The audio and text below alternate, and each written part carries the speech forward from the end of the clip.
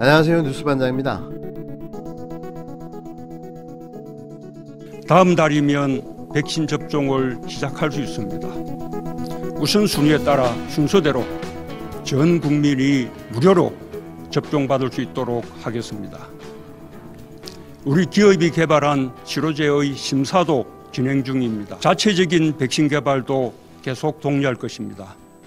백신 자주권을 확보하여 우리 국민의 안전과 국제보건협력을 강화하는 데 기여할 수 있도록 하겠습니다. 이미 우리 경제는 지난해 3분기부터 플러스 성장으로 전환했습니다.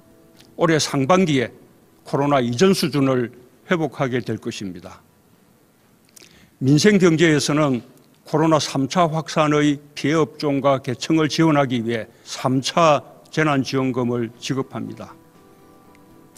충분하지 않은 줄 알지만 민생경제의 회복을 위한 마중물이 되기를 기대합니다. 주거 문제의 어려움으로 낙심이 큰 국민들께는 매우 송구한 마음입니다. 주거 안정을 위해 필요한 대책 마련을 주저하지 않겠습니다. 특별히 공급 확대에 역점을 두고 빠르게 효과를 볼 수 있는 다양한 주택 공급 방안을 신속히 마련하겠습니다. 한반도 평화 프로세스의 핵심 동력은 대화와 상생 협력입니다. 언제든 어디서든 만나고 비대면의 방식으로도 대화할 수 있다는 우리의 의지는 변함없습니다. 지금까지 남과 북이 함께한 모든 합의, 특히 전쟁 불용, 상호간 안전보장, 공동번영의 3대 원칙을 공동 이행하는 가운데 국제사회의 지지를 이끌어낸다면 한반도를 넘어 동아시아 지역을 중심으로 한 평화, 안보, 생명 공동체의 문이 활짝 열릴 것입니다. 문재인 대통령이 신년사를 통해 2021년 국정 운영 방향을 설명했습니다. 문재인 대통령은 11일 청와대에서 생중계된 신년사를 통해 생명과 안전이 여전히 위협받고 유례없는 민생경제의 어려움이 지속되고 있다면서 고난의 시기를 겪고 계신 국민께 깊은 위로의 말씀을 드린다고 말했습니다. 이어 새해에는 분명히 다른 해가 될 것이라며 2021년은 우리 국민에게 회복의 해, 포용의 해, 도약의 해가 될 것이라고 강조했는데요.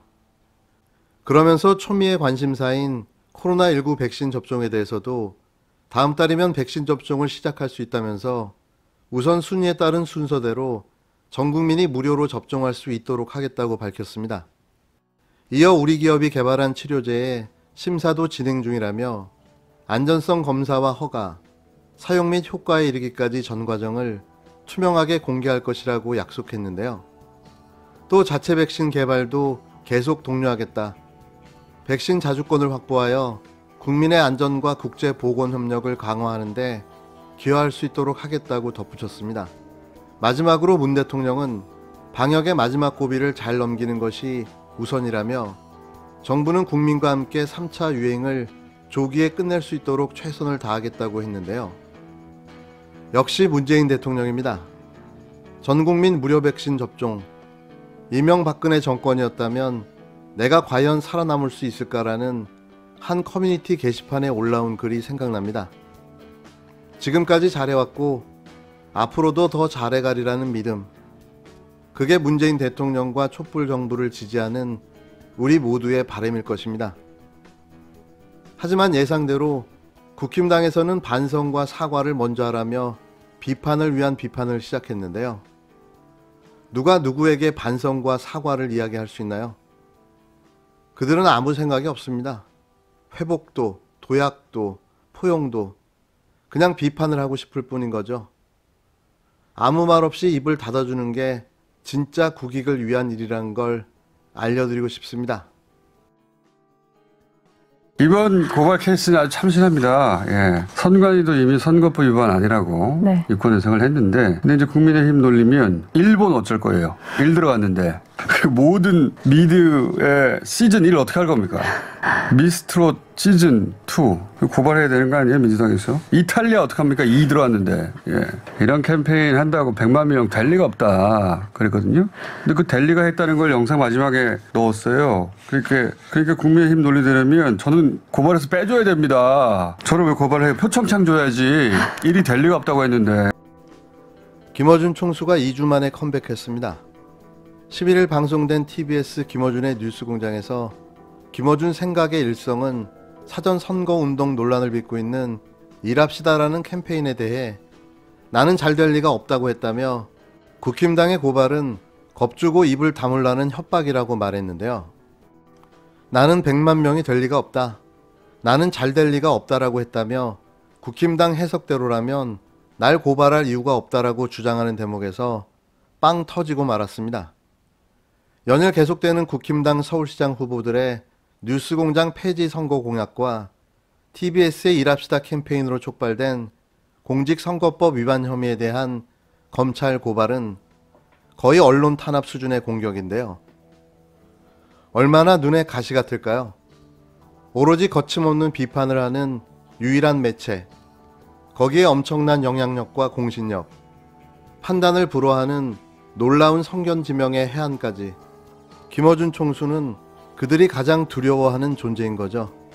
국힘당과 보수 언론, 그리고 극우 단체들에게 큰 소리로 말해주고 싶습니다.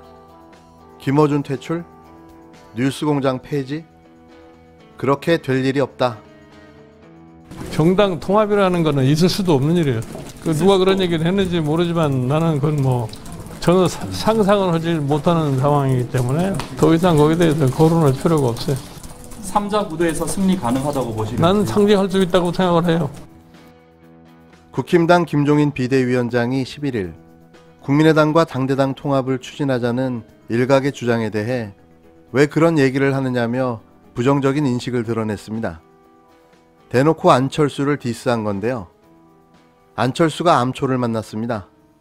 김 위원장은 이날 비공개 비대위 회의에서 지금 우리 당은 제1야당으로서 참신한 후보를 만들어내는데 역량을 집중해야 한다며 이같이 말했는데요. 그는 회의를 마치고 취재진의 질문에도 정당 통합이라는 건 있을 수 없는 일이라며 나는 상상하지 못하는 상황이라 더 이상 거론할 필요가 없다고 선을 그었습니다. 앞서 정진석 공천관리위원장은 페이스북 글과 언론의 인터뷰를 통해 국민의힘과 국힘당 통합이 후보 단일화보다 먼저라며 국민의당 안철수 대표의 입당과 당대당 통합은 별개 문제가 아니다라고 언급했는데요. 이 같은 발언을 두고 김 위원장은 회의에서 사전 조율 없이 왜 그런 얘기를 하느냐며 불편한 심기를 드러낸 것으로 알려졌습니다. 그는 안철수를 아예 언급하지 말라며 내부 단속에 나서는 한편 페이스북 등에도 불필요한 글을 올리지 말아달라고 당부했는데요.